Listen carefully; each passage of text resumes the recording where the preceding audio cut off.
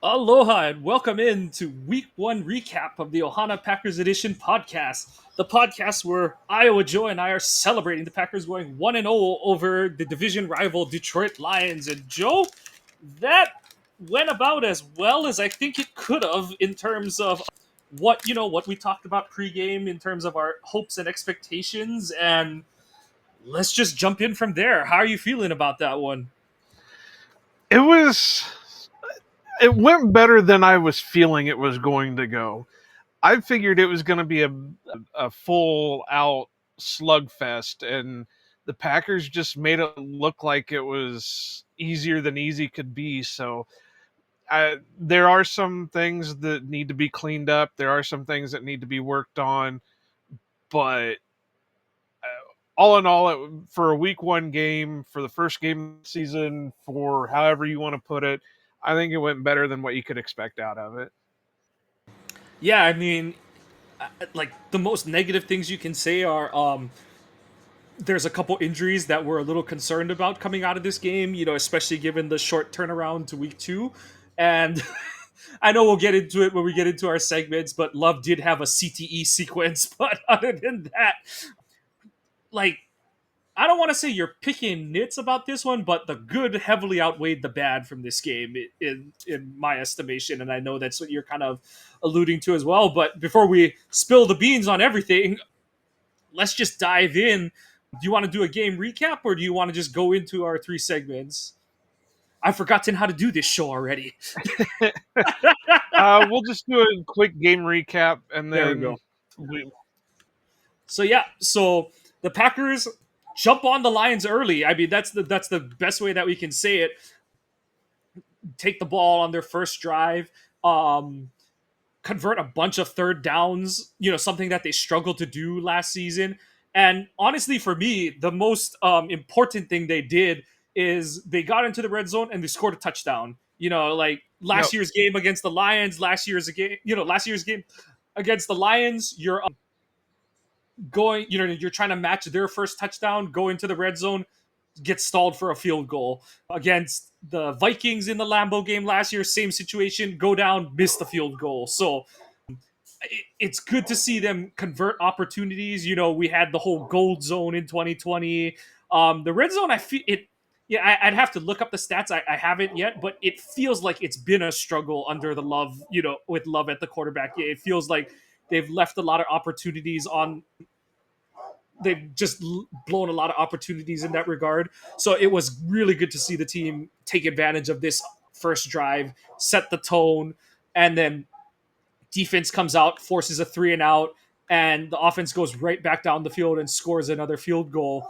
And I do think that, obviously it's important to get up to a two-score lead, but I think even more importantly than that is Detroit takes 16 plays, 9.5 minutes to score a field goal to cut it to 10-3. And what does Green Bay do?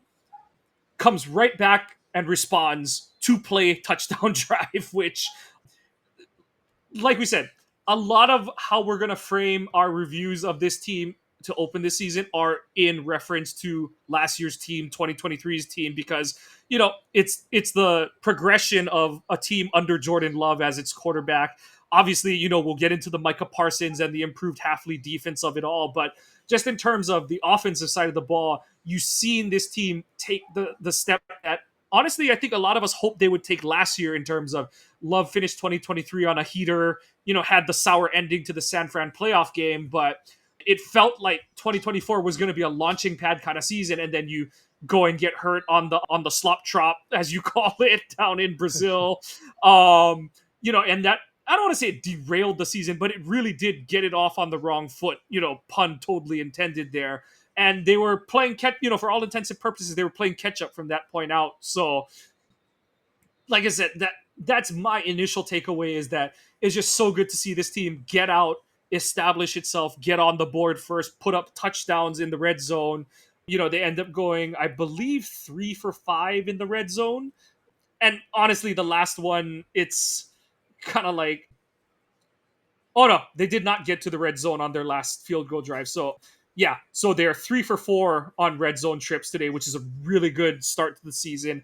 3 for 4 touchdowns, 4 for 4 scoring, which is really good on both ends of that. And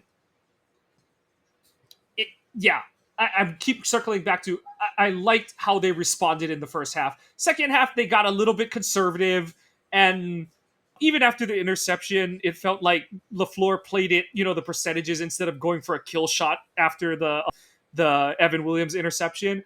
But I do think that he was kind of playing the long game a little bit, and overall, I really am happy with how this team came out and played today.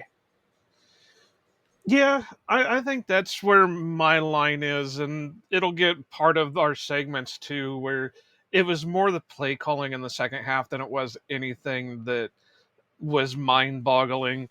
Overall, I was happy with how things went, happy with how, Jordan, outside of a couple of things with Jordan, I was happy with some of his decisions. His throws looked great. His, um, I kind of mentioned this, that you would be happy with how his deep passes looked because they were accurate and well thrown. I mean, he had one little wobbler, but it was still accurate and where it needed to go. But drops weren't a thing. Passes were on time. Line was holding up, was giving Jordan time to look over things. There's not much you can really complain. I mean, there are some things, like you said, that you can nitpick, but other than that, it really it went well. Yeah, and some people are going to say like, oh, like you said, there's little things to be concerned about with some of the second half play calling, some sequencing, things like that. But when you really, when you're going that nuanced detail in terms of like you're getting into like, oh my god, why did LaFleur do that sequence in the second half? Why did we, go a little conservative? It's better to be having that conversation than some of the concerns after like preseason week 1 where it's like, oh my god, this team does not look like it's on the same page, they're very undisciplined, there's so many pre-snap penalties, all that kind of stuff. It was just really good to see them have a relatively clean game outside of a handful of plays really where things kind of got away from them at times, but otherwise, like, 4 penalties for 40 yards. We'll get into one of them later on. But for week 1 game, not bad at all for the Packers. Like it always, you know, you want to be in the handful or less. And for the team to be 4 for 40 week 1, that's a really good number to be at to start off the season. And you were efficient on offense. You end the game at 5.7 yards per play, 8.5 yards per pass. Rushing was not as efficient as you'd like it to be, but honestly, this was one of those games where you kind of had to throw to set up the run just because Detroit didn't want you to have the easy yardage from just being able to line it up and run the ball at them. So I thought the encouraging part on that side of it was you end the game averaging 3.1, but you take that with the caveat of like they were barely breaking 2 or just under 2 yards a carry in the first half. And then up through Jacobs' touchdown run, you start to see them break a few more runs. And then after that, the game was getting put on ice at that point. So, you'd still like them to be, at that 4 yards per carry efficiency. But when you take the context of how this game flow went, it wasn't the worst thing in terms of how it all worked out. So yeah, overall, I'm very pleased with how this game worked out, and there's a lot to build off of. That's the most important thing is nothing is unfixable that we saw today, but there were so many positives and all the things that we can critique, they're fixable. They're very fixable things for this team. So that's, it's week 1. There's 16 more games to go in the regular season, but it's a really good spot to be in as opposed to like, oh God, like, how are they going to, what are they going to do there? What are they going to do about this and that? It's much better that their concerns are like, oh, like that wasn't as clean as we'd like it to be. That was a little mushed up, this and that. But none of the like, oh God, they are screwed if when this happens again, they are in big trouble kind of thing. So it was really good to see that sort of a feedback from the team. For sure. So why don't we go ahead and just jump into the our stuff here? Mmm, fresh cheese. You want to lead it off? Yeah. So I mean, uh, like I said, I think my first one is going to be Jordan Love. Like I've already talked about a little bit. Decision making was for the most part good. His passes were on point.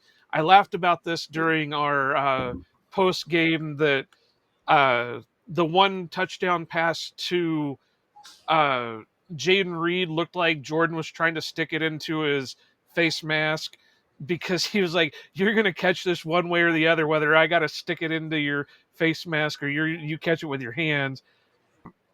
There were a couple of decisions. I think there were a couple of times. I don't think he took a sack, but there No. were a couple of times when he got pressured that it's like, run it, Yeah. just run it, The and one where the one before the called back interception, that's one where it's like just throw it away or take off kind of thing. Like yeah, I know he'll say that he was throwing it away, but it's like that's not away enough that you know that a linebacker almost had the easiest interception of his career kind of thing. So yeah, right. I agree with you. So outside of that, I think he did well. Didn't look like he had any issues handing off the ball. So I think he's doing all right. I guess there was the one scare where he did kind of scamper and it looked like he was trying to get down to slide, but his cleat either caught or I he think he was slid. trying to. I don't think he was trying to slide. I think he was trying to cut, and his cleat didn't catch. So yeah, he kind I of don't know. went It down looked and like he saw the heat coming in and he went to go down, but it just he wasn't like it looked awkward. Like that's the it thing did. is it looked so awkward that we can't even agree what he was trying to do. So Right. yeah, But what was funny was it reminded me of the trick play they tried to run where he went goofy legged yeah, because that was the same kind of legs that he had on that where it just went goofy and then he went down. And I know right. there was a little bit concern there just because like we've been saying, did he catch his cleat? Did he tweak something? But all things that I've seen, he's doing all right. Yeah, There's no issues. no, He went back in, it's he played. didn't like yeah, and that was on the I believe that was on the Jacobs touchdown drive. Yeah, So he came out for another scoring series after that. So yeah, it's not like they were like, "Oh, let's just pull him." You know, there wasn't even the precautionary the game's over, let's get him out of there kind of thing. They kept him in after that. So yeah, I agree. Like you said, it was a B plus A minus game from Love just because obviously on his two touchdown throws, great throws. Like those two throws needed to be thrown in a certain way. The first one more than the second one, but like you said, he put that thing to where Jaden had no choice but to catch the ball on the second one, and then on the first one, he puts that ball to Kraft over the linebacker before the two safeties, and he just puts that. And there's even it honestly wasn't the greatest route combination because I forget who the receiver was, but there's someone who was kind of like encroaching in Tucker's area as well. So it wasn't like it was a wide open picture for Love to throw into. So good to see him make those kind of throws. Like you mentioned on the post game, he just missed the throw to Dobbs before they kicked the field goal to go up 10-zip. I commented, I thought Dobbs was a little too concerned with getting his feet down because I think he recognized like he was hugging the sideline and he's like, if I jump too high, I'm gonna sail out of bounds kind of thing. So he tried to do the thing where he's like, if I jump at just the right moment, I'll get just enough air to catch the ball, but I'll still be able to keep my toes like in tapping range and not be out of bounds. Like you could see it on the replay where he's like looking up, looking down, looking up, looking down kind of thing. yeah, And I know that Romo's he did kind of preface it like it's easy for me to say, but it looked like Tucker was coming open. It would have been one of those where if he comes down to Tucker late, it's going to be a bang bang play because Brian Branch sees Tucker breaking away from the linebacker, and you see Branch break on that crossing route. So I think Tucker would make that play, but it's potentially one of those like ball gets popped up in the air kind of things, and you're in the danger zone kind of thing. So I kind of there's a part of me that, yeah, sure, go get the first down, but also I kind of did like that he was like, screw it, go get the touchdown. And then, like you said, I think we're all just gonna have to live with every once in a while. He's gonna have those Farvian out of body. Oh god, like what happened there? Even the interception return, it's one of those where no, I don't think he saw the flag thrown, and I don't ever like it when quarterbacks rely on a flag being thrown. But I think he came off of because he's like reading. Dobbs is where the ball is intended to go on that play, and when Dobbs isn't where he's supposed to be, he's like, okay, let me come check down, and that's one where you've got to just sail that thing out of bounds. Like I get trying to make it a catchable play, but because the safety can undercut that route like Branch did for what would have been an amazing interception, you've got to just sail that thing high and outside. And like if I forget if it was Dobbs or Wicks on that route, but if one of them catches that, great. But like you've got to put that thing in such a safe spot that it's like it's truly in your guy or nobody territory and stuff. And I like that he's trying to toe that line as much as possible, but that's one where it's like the percentage outcome of a good outcome for Green Bay is like 5, and everything else is like the next best thing is like a batted ball, and then it's interception kind of thing and stuff. And so I agree with you. Love, though, definitely overall gets to go in the good category.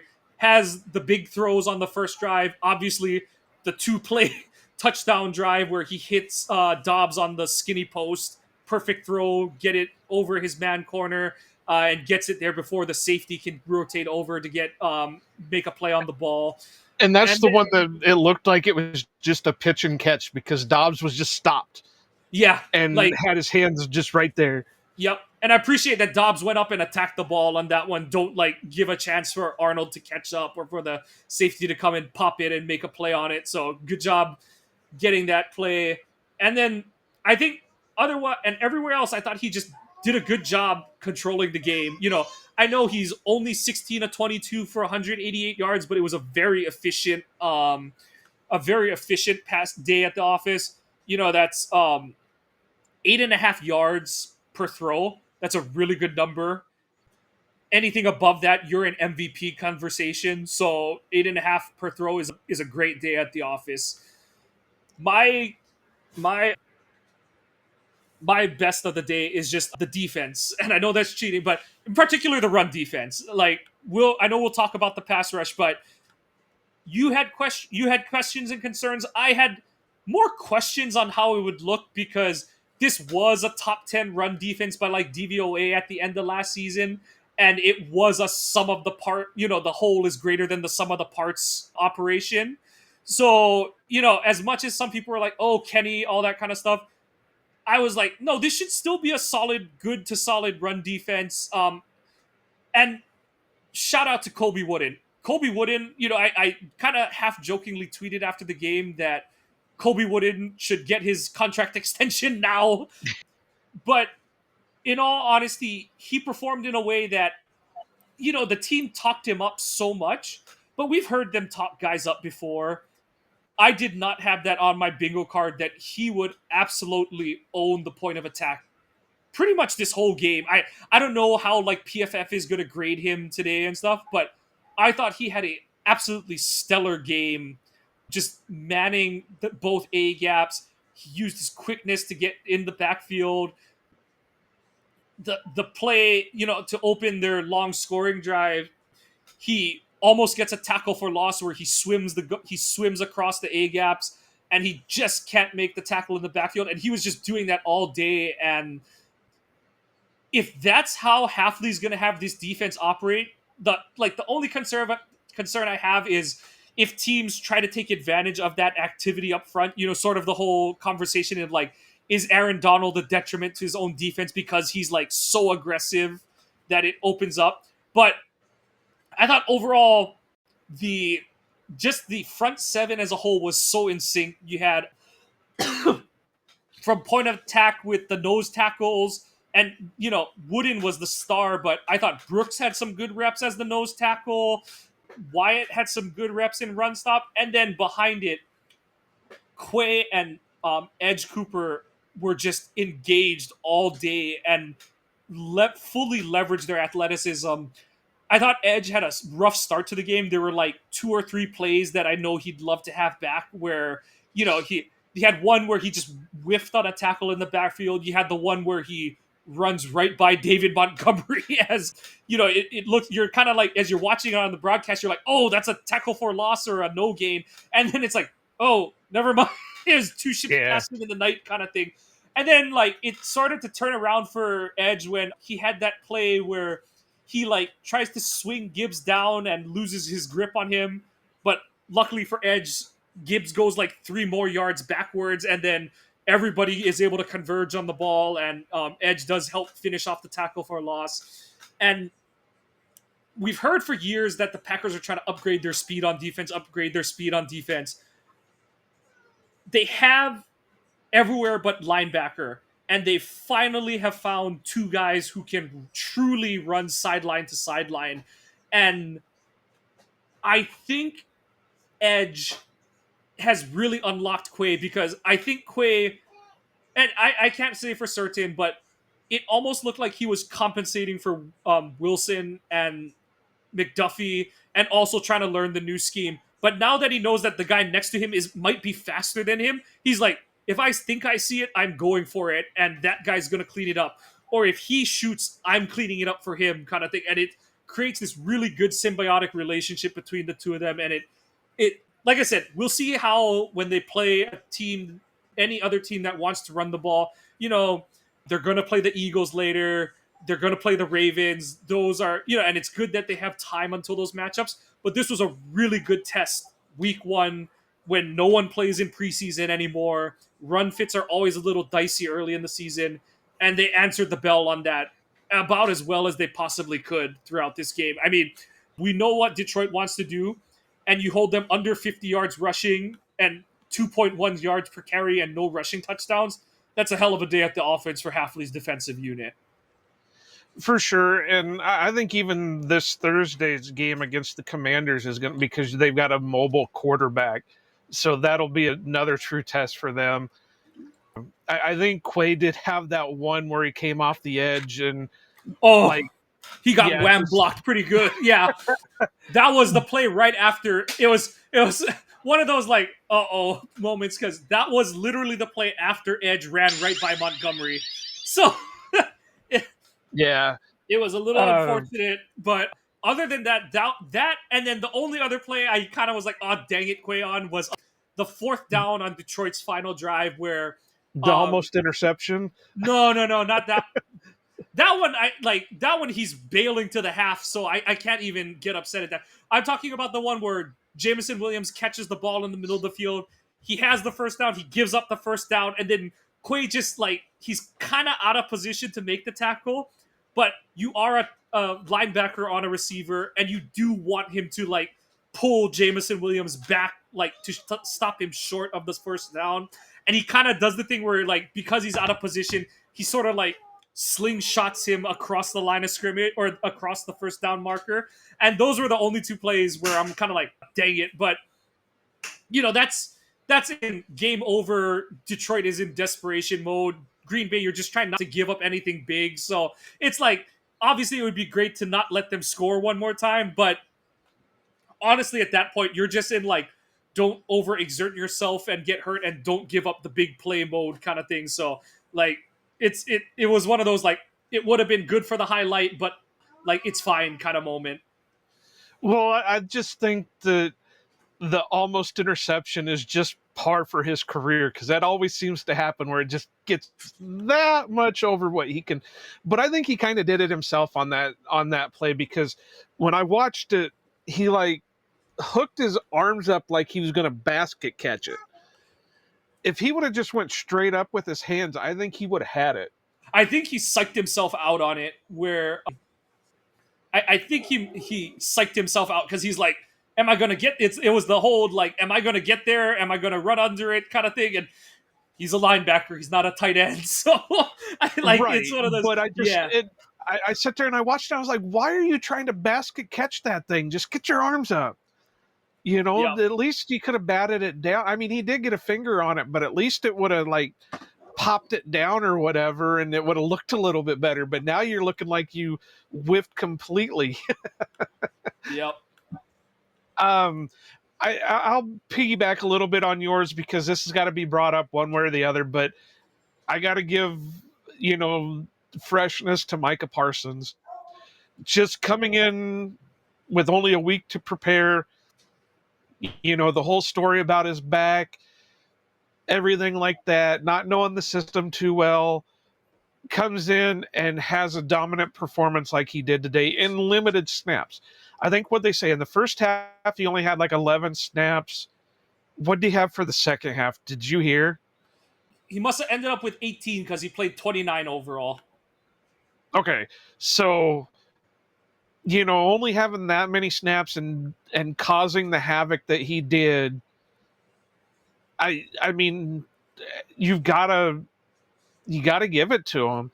I mean, it kind of reminds you of in a roundabout way of Malik Willis last year, only having been in the system for a cup of tea, and then hey, guess what? You're playing, and so he I know we were laughing in our little group chat with Mafi and all those guys that Mafi had just said that how much you want to bet these people are going to be complaining because Micah Parsons isn't showing up on the stat line, and then right then he gets a sack. But outside of that, he didn't need to be in the stat line. He was disruptive. Evan Williams wouldn't have got his interception had it not been for the Micah Parsons factor. What was the other one? Was it Lucas's sack or was it Rashawn's sack that he was disruptive and basically ran Goff into the other one? I think But Lucas's one, he took the attention of the whole right side of the offensive line. Like Domovsky's forever posting those play dots things, and like when you see the dots, Parsons rushes wide, and the right tackle and guard both follow him behind the pocket, and so like it allows Lucas to just dump truck the left guard into his lap, and he can't bail out the backside of the pocket. So yeah, like the impact was felt immensely and immediately. It kind of lets you just laugh at all the people who are like, well, he wasn't that important to the Dallas defense. Like all the backpedaling and the copium, as the kids say. Like there was so much of it where so many people were trying to say like, oh, no. Like it's not all him. Like he's just the guy he's just the janitor. He just cleans up a lot of stats and stuff like that, or just so many excuses for why he's so good, as opposed to just acknowledging that he is an elite Hall of Fame track kind of player. And my favorite one is Wes Hod reposting his sack, the video of his sack, and Wes Hod's. He looks like a monster from a horror movie. Like I don't have quite the right, but he's like, this is like a horror movie when the monster or the killer is coming after the protagonist in the foreground kind of. And it made me laugh because that's really what it looked like, because it's like it is the whole, like in a horror movie, you're like, oh my god, oh my god, oh my god. And in that instance I was like, he's got it, he's gonna get like he's gonna get him kind of thing. And it's the Jeff Goldblum line from Jurassic Park and Independence Day, must go faster. And Parsons did go faster and got him. So we've seen him play against the Packers, and it's weird to say that it feels different watching him on your team kind of thing, because I think what that goes to say is LaFleur has done a really good job in the couple of games that they've played against Dallas of like taking him out of the game relatively, and like to the playoff game where he had like a couple pressures and quarterback hits kind of thing, but I don't believe he sacked Love in the playoff game. But you just see the way that he screws up the blocking scheme, and I think what really just fortifies how big of a move this is for Green Bay is Rashawn and Lucas getting sacks on the day, because that's something that Parsons didn't have in Dallas. I know he played with DeMarcus Lawrence for a couple years, and there was like Robert. No, he didn't play, but there's like Dante Fowler and stuff. But there was no one, and I know that people are like, oh, Rashawn's been underwhelming, Lucas is underwhelming, but they Parsons has not played with two guys of that caliber across or next to him. And I think that those three are going to create hell for opposing offenses. And the three of them might have 40 sacks between them when this season is over and said and done. Well, not just those guys, but then add in like Devontae Wyatt and Kobe Wooden. They're going to get theirs too because of the Micah Parsons project. So, yeah, so I definitely got to give it to him. Do you got any more for your freshness? I think one more thing just to acknowledge again, we kind of touched on it when we talked about Jordan, is a clean game from the wide receivers. I know we only threw it 22 times, but to go 16 for 22 on good efficiency and only really one drop, and even that drop, it wasn't like the most blatant one in the world kind of thing. Like, it wasn't an easy play for Jaden, but that is one where it's like, you want to be wide receiver one, you got to make that play kind of play. But otherwise, like, Dontavian Wicks caught the ball clean. Romeo Dobbs caught the ball clean. Spreading it around to, what is it? 1, 2, 3, 4, 5, 6, 7, 8, 9, 10 different receivers.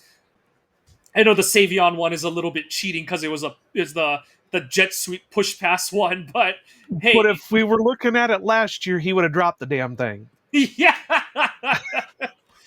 And yeah. I totally agree. Well, I was just going to say that's how the things went last year. Was he would have dropped that one too? So, yeah, it was a clean game. I even have to give Romeo props. I know Romeo was known for his route running and that, but man, he was running some crisp routes today, and it just was crazy.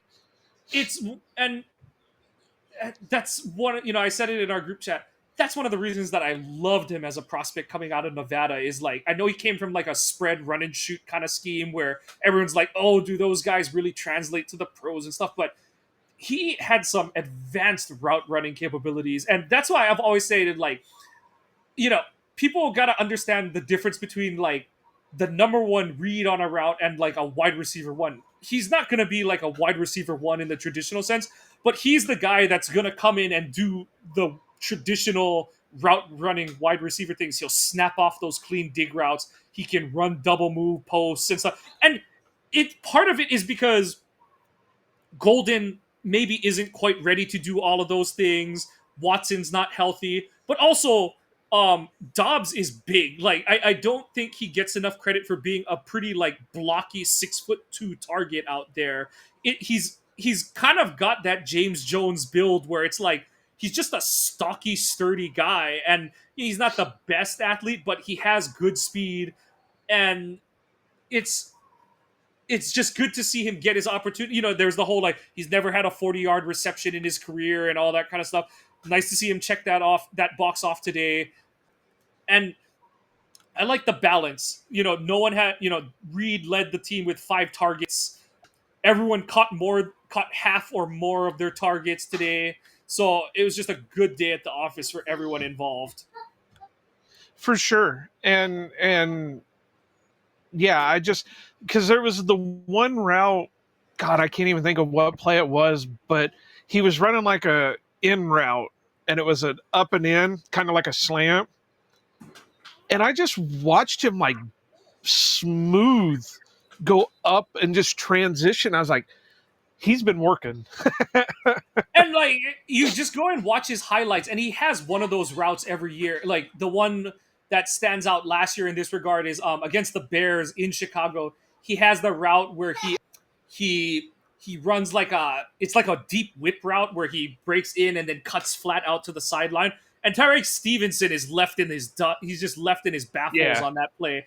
And he has those routes, but it's always, people are like, oh, we don't see him do that. I'm like, that's the thing is like the intent of every route is obviously to get open, but you're not always supposed to be the most open, if that makes sense. You're a lot of route combinations are there's a certain route you are trying to get open with all of your other receivers, and that's the preferred target on a given play. Um, and you know, and honestly, I don't even know if the post that Love hit him on is necessarily the route they're looking for. I think it's just that the safety was down. He cooked Terran Arnold to the point where Love's like, screw it. We're going hard play action. I'm taking this shot. And that's the one thing that, so many people are always like, we can do better than Dobbs. We can do. And I do think they've tried to draft guys who are like, Wicks is a little bit better as a route runner. Golden is the guy who should be able to do a lot more things with his separation skills, his agility, his explosiveness. But it can't be understated that Dobbs is the guy that it's like when Love needs a play, Dobbs is like 1A of like, I'm looking for this guy kind of thing. Right. And like there's no way to quantify how much that's worth for an offense, but he is that guy, and it's not something to be undersold on like the importance of that. But we could lavish on how good of a game this was for hours, but to keep the program moving on, let's go to our next category, the stale What's item. this stale shit? So you got one that's leading off for you, or Yeah, I'm going to put it as no. I'm not going to do that one. My stale, because this is the one spot that I was kind of miffed at.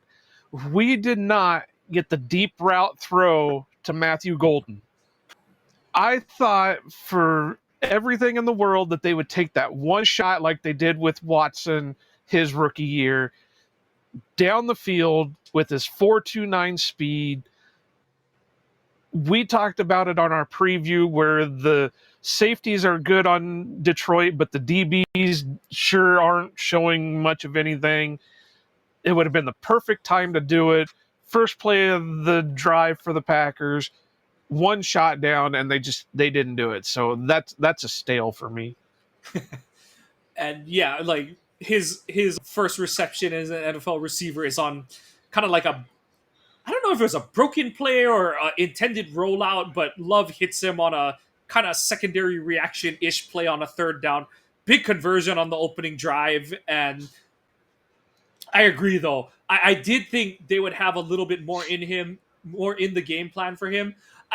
I do like that they were more balanced this week. I think that sets up better for the coming weeks, but I am a little surprised that no one really took a heavier chunk of the target share this game. My still for the game, It's hard to think of stale ones because by stale we mean it's like an in between, that it's not bad but it's not great. Yeah, I guess it'll just kind of be a little bit of the like sort of pseudo complacency coming out of halftime on offense. I get it. You haven't touched the ball a lot because like Detroit took a long drive going into the half. I know that we got the interception, but like I said, LaFleur played it a little safe after the Evan Williams interception because I think he was just like, we're still in our own territory. There's not that much time. I know we have some timeouts, but it's like the worst thing we can do is just give the ball right back to Detroit. And, then it's like, like now we're kind of like, we stopped them, but we helped them back out kind of thing.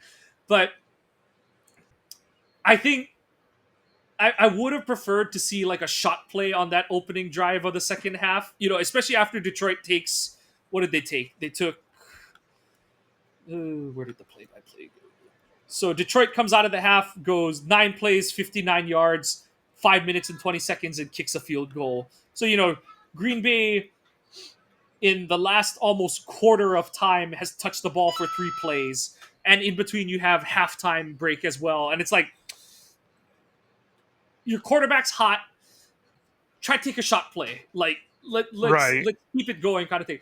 The third down play, and so it's like, it's one of those where I wish they took the shot play on second down, The third down play, I don't have as much of a problem with it as a lot of people do. Yes, like try something a little more. If you want to run it, try something a little more extravagant than just run up the middle kind of thing. But also, my problem with that play is like Jacobs has to follow the intended route of that play. He's not gonna bounce plays out the back door very often, and I thought he gave up on it. I think he saw Anzalone coming downhill, but Elton saw him too, and Elton knocked him out of the way, and it looked like a lot of traffic, but you only needed 1 yard, and the Packers actually had it blocked up pretty good on that play. And so, like you said, it's my stale is more just like kind of hemming and hawing at some of the like, are those week one things or are those like continuing trends from last year and stuff. So it's hard to say for sure which way those things are going. But yeah, like that's kind of it for stale. Like tackling overall was good, effort on defense overall was good. People are going to say, like, what about the run blocking? I thought it was fine early on. I think it's more that Detroit really just wanted to take it away and force Green Bay to prove that they could beat them over the top. And Green Bay did. Like, Green Bay did the whole first half. So I like that, or LaFleur kind of said, like, if that's what you're giving me, then fine. We're going to take advantage of it. My quarterback is healthy this season. And yeah, I would have just liked to see a little more ingenuity to open the second half to like kind of take advantage of where the Packers had been going into halftime. I think my only other stale that I can go with is Luke Musgrave. He needs to learn how to stay on his feet because no matter what happens, anytime the ball gets in his hand, it doesn't matter if the guy is standing up on the ground a yard away, 5 yards away, he cannot stay on his feet. I don't know if he's just too tall for his own body and he's just that clumsy or what, but yeah, go for some ballet lessons or something, buddy. My thing with him is if I was his coach, I would just tell him, don't try to juke anyone out. Just run.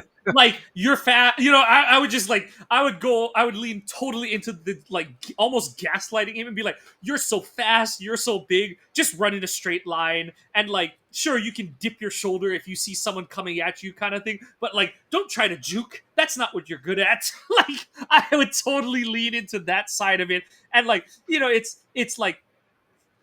like I said, it's gaslighting because it's like you're talking him up on the things he's good at, but it's like you're not a juke art, you're not Barry Sanders. Don't try that shit. Like, it's never worked for you, and it only until you get comfortable doing it.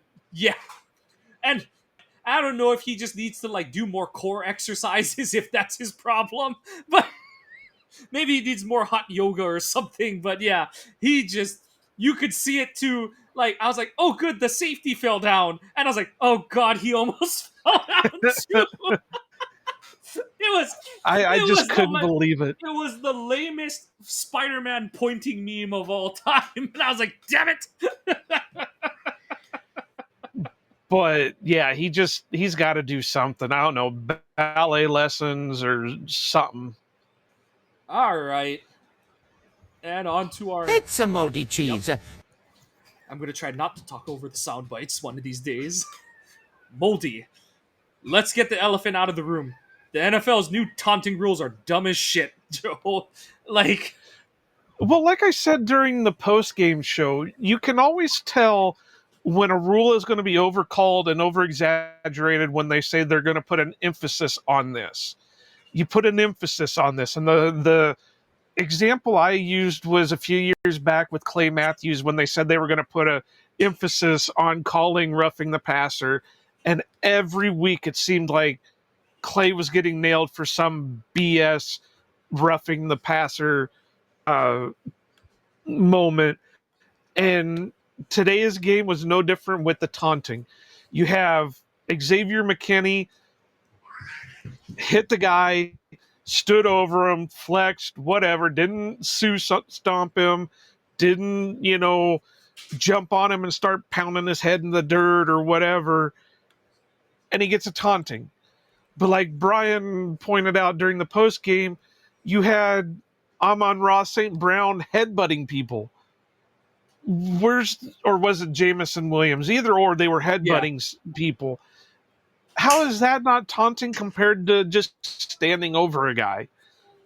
Or even on the play that you called Xavier taunting on, it's still unnecessary roughness for the receiver to headbutt Xavier when he stands up. Like it, it's like when I tell my kids, like, okay, sure, that other kid might have pushed you, but that doesn't, you can't go and push them back, kind of thing. Like, Oh, not me. I'd tell him, you punch that person right in the mouth. But yeah, I'm like, okay, like, unless you can tell me that Xavier McKinney said something so vile to that receiver that it excuses a blatant headbutt, like, what are we doing here? Like, it makes no sense. And like you said, you call that one, and then it's like, oh, we filled our quota for the day. Like, so yeah. Well, I because agree. on top of that, that makes it, they call it an unsportsmanlike, and that goes one against being ejected from the game. Right. So that means now you've got to play the whole game not scared, but a little bit more passive, because you got to worry that they're going to give you another one to throw you out. Right. Yeah. If the first one was that, I'm sure in some level, X is like, what did I say or do? And then you're like, oh God, like, what's the line? Do they know what the line is, kind of thing? So Right. yeah, I agree. What's your stinky? Uh, well, you used it for your stale, but I'm going to put it on my moldy cheese and go with the play calling coming out of the first half. I don't know how many times we hear it where it's all gas, no fucking brake, shit like that, and then you come out flat. There should have been no reason that there were 3 straight handoffs. I get you want to get the run game going, but your pass game is winning. This is a team that you've lost a lot of games to in the last few years. You want to make an example. You want to come out to that. This also is the first home game in, 7 years to start the week or start the season? Why not make an example out of it? You're manhandling this team. You're doing whatever the hell you want to them. Put that foot on the throat, squeeze it, and go. Yeah, and like I said, I get it's always so hard because it's like, oh, do we play the long game? Do we play? But yeah, like I said, especially after Jacobs has a good run on first down, I wanted to see a shot. For those play. of you that are listening, Kawano's daughter is boss of the house right now, and she's making it known. Yeah, the two of them are jousting on the side over there. So, and my son just Flynn ridered himself off of the couch. But anyway, yeah, what were you saying? no, I was just gonna say that it's yeah. I'm it's one of those, like I said, if Jacobs runs that third down play like he should and follows his blocking, trusts his blocking on that play, it's like, oh, you got that first down is always the hardest to get on any drive. You hear it all the time when like teams are trying to make last possession rally kind of plays and stuff. Hey, and like Roger said it about the 2017 game in Dallas, where it's like that first down is always the most important one, and stuff like that. But yeah, a little more creativity. You get 6 yards on first down, take a shot play. They were working all first half. Take that shot play, be aggressive. And like you said, I know where you're coming from is like, this is mostly stinky if it's like, this is a continuing trend kind of thing. Maybe it's just a one-off, but, we prefer to see the Well, I'll trend go the disagree other with you way. on that one. It technically is an ongoing thing, because how many times in the past under LaFleur have we seen the same thing? Where they go up on a team And then it just seems like, okay, well, we got to let them get back into the game. We can't make them look this bad. So it is an ongoing thing. And this is from a guy who we've said has been quoted as saying all gas, no fucking brake, wake up with your piss hot, whatever other sound bites that you want to throw out there. And he doesn't show it. Yeah. And you're muted. The problems with Rafa. having kids and trying to record at the same time.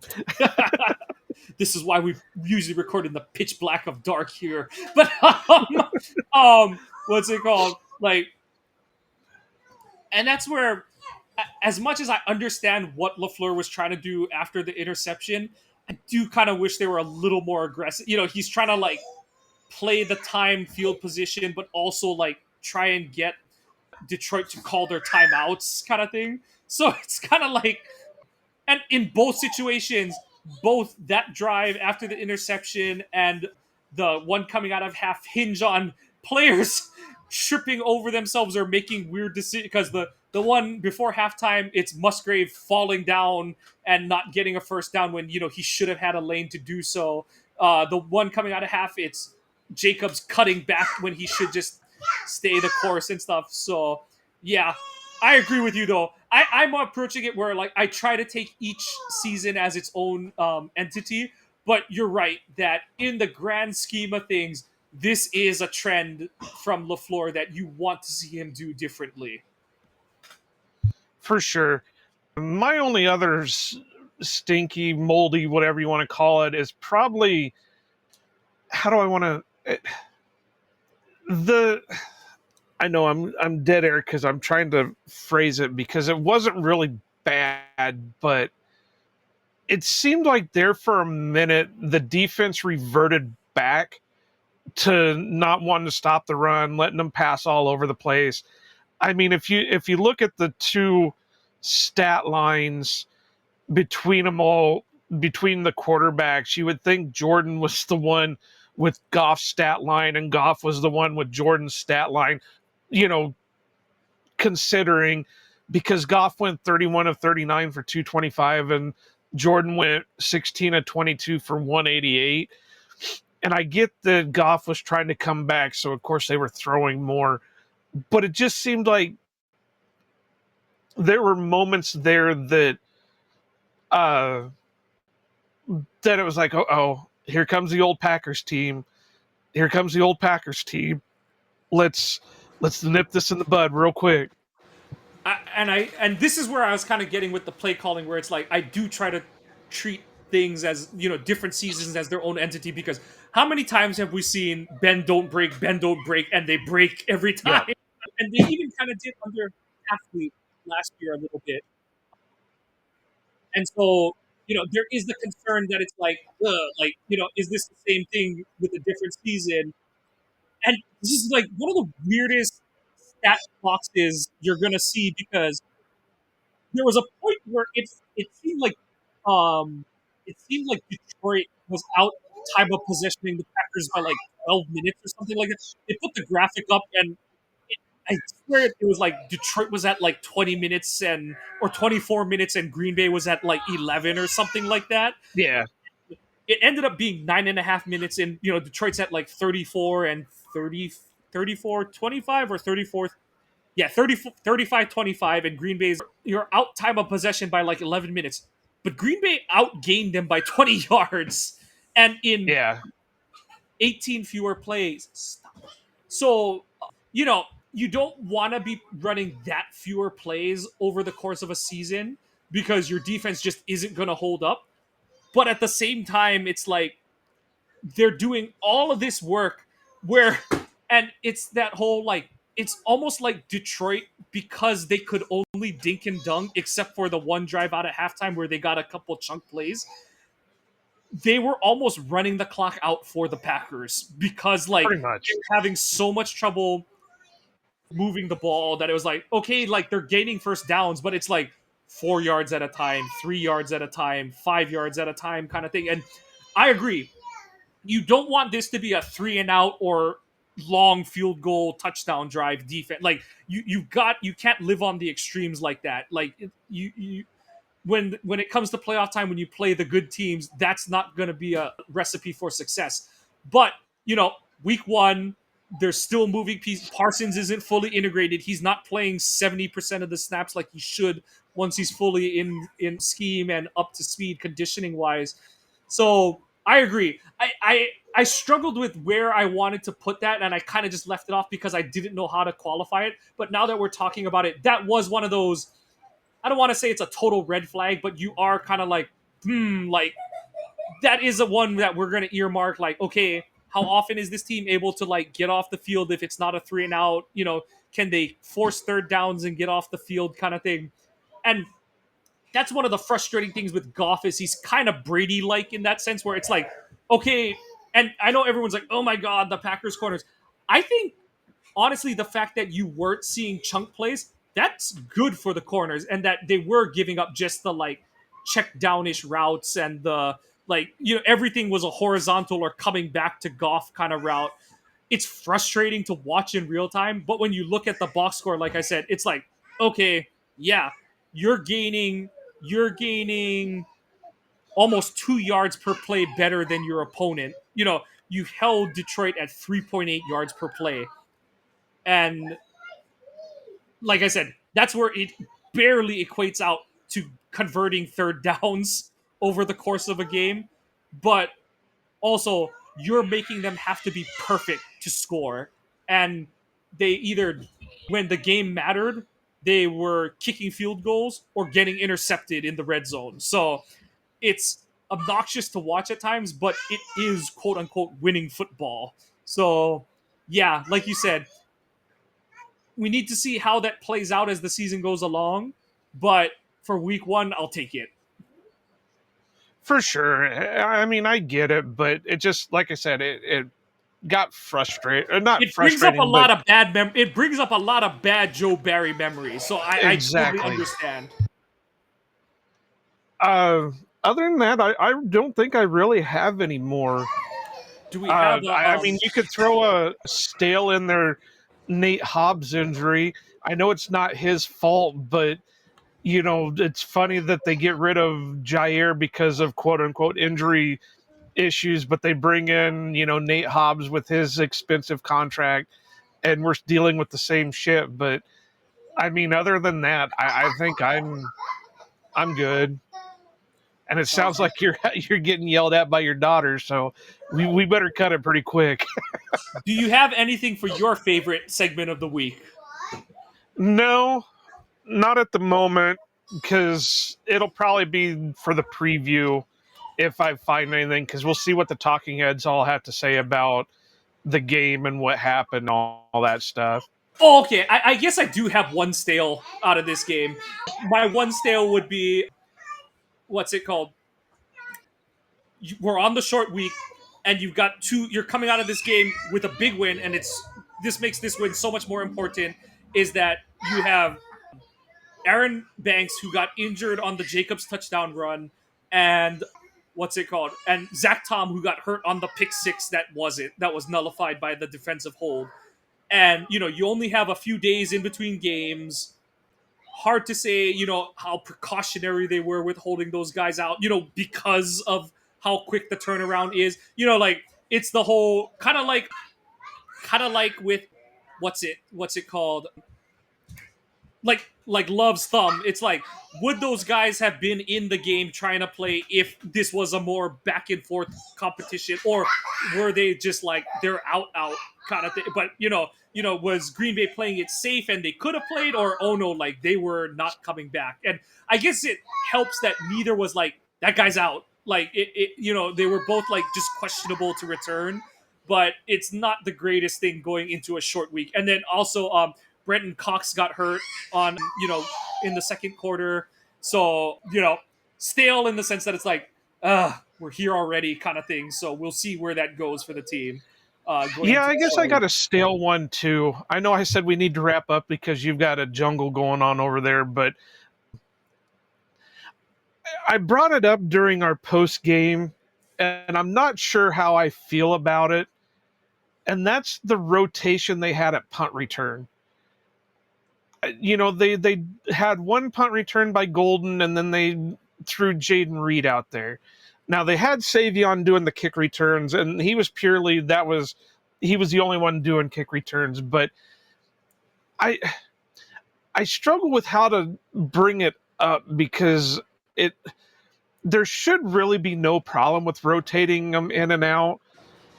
But you want to get a guy comfortable back there. Yes, and I But if agree. you can't be comfortable back there, then you've got somebody worrying too much.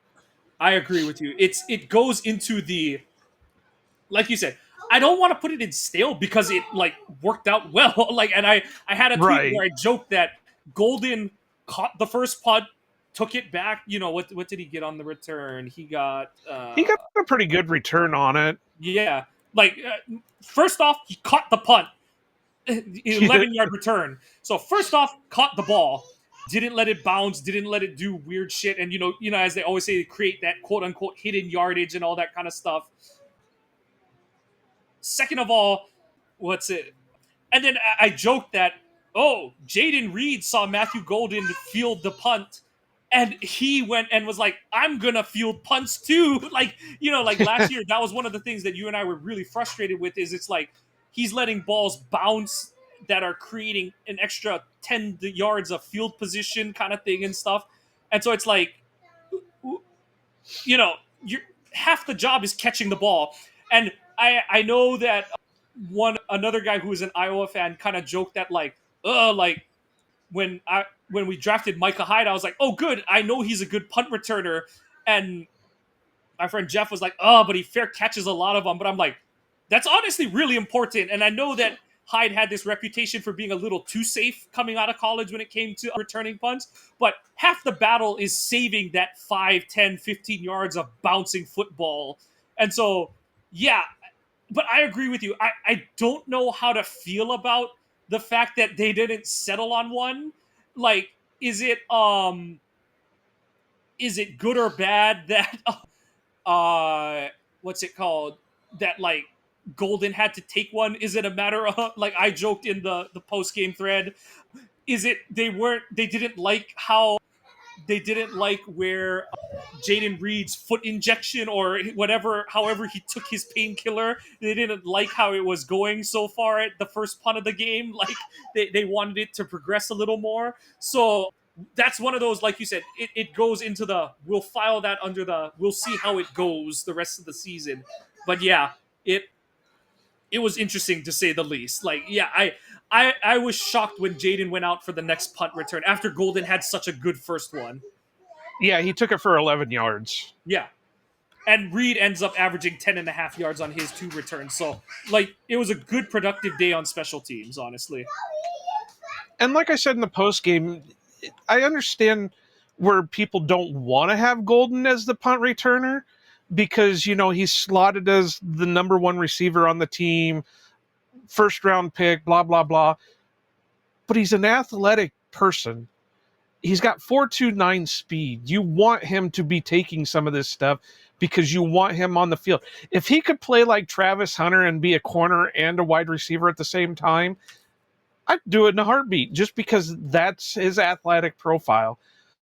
But I don't want to get into these guys' head that, well, I can't rest because now I got to go take a punt return, but this is going on, or, I don't want them to get that in their head and worry about it. So it's not a moldy yet, but it is certainly a stale. I agree with you, but like I said, we could go on. I know there's some Detroit fans who are copiuming it in many different ways. Some of them are like, oh my God, they're treating it like it's their Super Bowl. And I appreciate the fans that are making the Packers fans making the, how would you know you've never been to one jokes. And like, there's going to be a lot of that this season for the Packers. Like, be prepared for the goalposts to be moved a lot. I'll say this again. I heard this referenced on one of the shows. I do think that Love is possibly either the first or second under most pressure following the Parsons acquisition. because it's like, okay, like this is an all-in move kind of move, like you got to make it happen. At the same time, Love is both under the one of the most pressure on the team, but also this is a feather in his cap that Gutekunst is like, generally, he said it all in the post Parsons acquisition presser. Like, you know how much we value these picks. You know how hard it is for us to part with a guy like Kenny Clark. Yeah, he did all of that to acquire a player of Parsons' talent, yes, but also because unlike the Bears, who were like, Mitch Trubisky, is he going to do it? They're like, Jordan Love, this guy who wears number 10, that's the guy, and he's going to get it done for us this season. Like, there's no bigger, to me, there's no bigger vote of confidence that Gutekunst could have given him than to be like, because some people are like, oh, how much, they're going to do the how much help does Jordan Love need? He didn't get him a receiver. He didn't get him a lineman with this acquisition. He got a pass rush. He got a guy who plays on the opposite side of the ball. And to me, from my point of view, that is your general manager saying that, all right, dude, this offense is going to go as you go, and I'm going to shore up the other side of the ball because I think that you are going to take us to the heights on offense that you should, and we're going to improve this defense to give us a chance on the other side of the ball. So, I know this is a long-winded way to say, like, I'm really happy with how this season opened for the Packers. There's going to be a lot of expectation resetting going around this season, but they got their first test and they passed it with an A. And we'll see how they do with the short week in Washington, but really good to see them come out swinging and knock off a team that's been the boogeyman for them for the past 4 years. For sure. For sure. All right. Well, I realize. Sorry. One more thing we should do, as I said that I try to look at how the team does in a year-to-year thing. We too at Ohana Packers are going to turn over a new leaf, and we are going to go over our over unders. So Parsons 20.5 snaps. We both took the over. You said clearly over. I said barely. So both technically got it right, but if we're going with a fine comb, you got it more correct than I did. Second one was Rashawn. I said others would get him correct on that part, but you were right that he ended up with one. And I tweeted this. I said it in the post game, the live stream. I'm the biggest. I am one of. If it's not me, it's Jacob Westendorf, who are the biggest Rashawn Gary defenders and stands in the Packers fandom. I think he should have ended with just one. Lucas deserved a whole sack for what he did on that play where he dump trucked Christian Mahogany into Goff's lap. Like, Rashawn touched him on the way down, but Lucas is the one who dragged him down on that play. Love 2.5 touchdowns. I said over, all passing. You said under because Jacobs exists. By the hair of your chinny chin chin, you were right. Josh Jacobs, rushing yards, 50.5. He had 66 rushing yards. And we both were over. Because he had more than the whole Lions team combined. Yep. And Souls taken, I'm going to give you the over. Like you said, not, and I was half right when I said not because Detroit isn't that team to get stiff-armed by him like that. But he clocked some dudes in pass protection today. I think it was Dobbs's deep shot, the deep post play, and I think one other one where he just stoned a couple guys in pass protection. And I agree with you that should count as taking Souls. So Well, I don't know how else you would do it because, I mean, other than the stiff arm, but I mean, he leveled that guy. Yep. I couldn't believe it because as soon as I saw it, I was like, me and Kawano is going to have an argument because that was stealing a soul. I have no argument. I completely agree with you. So, yep, everything's coming up roses for the Packers. They are, they're off to a good start. We'll see how they do going into the short week. Like I said, we're going to have to track some of those injuries. We will do our opponent preview. That'll come out so you can listen to that before the teams kick off on Thursday night. But so far into that, please check out the website, ohanapackers.org. I know Carlos is going to be writing about this game. I will write something this week regarding how this could springboard the Packers going into the 2025 season. So keep your eye out for all of that work. Check out our merch on the website, please. I know Joe made kind of a scathing joke about being able to quit his job and do only this, but hey, we all should dream high. And if you want to see Joe be a happy man and not have to work weird hours as a security guard, please help us out and check out the merch there. Check us out on our social medias, on Twitter at Ohana_Packers, on Instagram at Ohana Packers Edition.